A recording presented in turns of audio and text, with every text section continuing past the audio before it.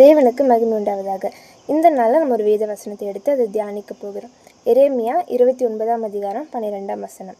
அப்பொழுது நீங்கள் கூடி வந்து என்னை தொழுது கொண்டு என்னை நோக்கி விண்ணப்பம் பண்ணுவீர்கள், நான் உங்களுக்கு செவி கொடுப்பேன். இந்த வேத வசனத்தோட கடைசி பகுதியை பார்த்தோம் அப்படின்னா, நான் உங்களுக்கு செவி கொடுப்பேன். இன்றைக்கி நம்முடைய வாழ்க்கையில் நம்முடைய கஷ்டத்தை ஆண்டவர்கிட்ட சொல்லும் பொழுது, இல்லை நம்முடைய தேவைகளை ஆண்டவர்கிட்ட சொல்லும் பொழுது, தேவன் நம்மளுக்கு ஒரு செவி கொடுக்குற ஆண்டவராக இருக்கிறார். இன்றைக்கி நம்ம பைபிளில் ஒரு கேரக்டரை பற்றி பார்க்க போகிறோம். யார் அப்படின்னா பர்த்திமேயு குருடன். பர்த்திமேயு குருடனுடைய வாழ்க்கையோட சூழ்நிலை எப்படி இருந்துச்சு அப்படின்னா, அவர் ஒரு தனிமையான நிலைமையிலும், ஒரு கைவிடப்பட்ட நிலைமையிலும், மனுஷர்களால் ஒதுக்கப்பட்ட ஒரு நிலைமையிலும் இருந்தார். அவர் ஒருவேளை அவருடைய அன்றாட தேவைகளை மனுஷர்கள்ட்ட சொல்லியிருக்கலாம். மனுஷர்கள் அதை செவி கொடுக்காமல் போயிருந்திருக்கலாம். ஆனால் இயேசு அப்படி இல்லை, அவருக்கு செவி கொடுத்தாரு. ஒரு நாள் ஆண்டவர் அந்த வழியாக வருகிறது அவர் அறிந்து, அவர் விசுவாசத்தோட உரத்த சத்தமாக, தாவீதின் குமாரனே எனக்கு இறங்கும் அப்படின்னு ஆண்டவரை நோக்கி கூப்பிடுறாரு.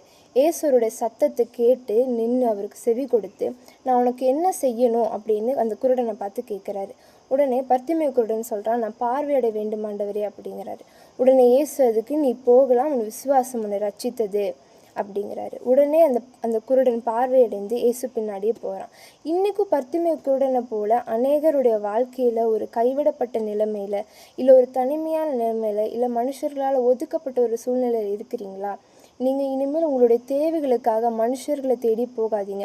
அவங்க ஒரு நாள் உங்களுக்கு செவி கொடுப்பாங்க, இல்லை இன்னொரு நாள் செவி கொடுக்காம கூட போகலாம். ஆனால் ஆண்டவர் அப்படி கிடையாது. நீங்கள் எந்த சூழ்நிலை இருந்தாலும், எந்த ஒரு கஷ்டத்தில், எந்த ஒரு தேவையில் இருந்தாலும், கண்டிப்பாக நீங்கள் அவரை நோக்கி உரத்த சத்தமாக விசுவாசத்தோடு கூப்பிடும் பொழுது கண்டிப்பாக அவர் உங்களுக்கு செவி கொடுத்து அற்புதம் செய்கிற தேவனாக இருக்கிறார். இந்த வார்த்தையின்படியே கர்த்தர் உங்களை ஆசீர்வதிப்பாராக. ஆமென்.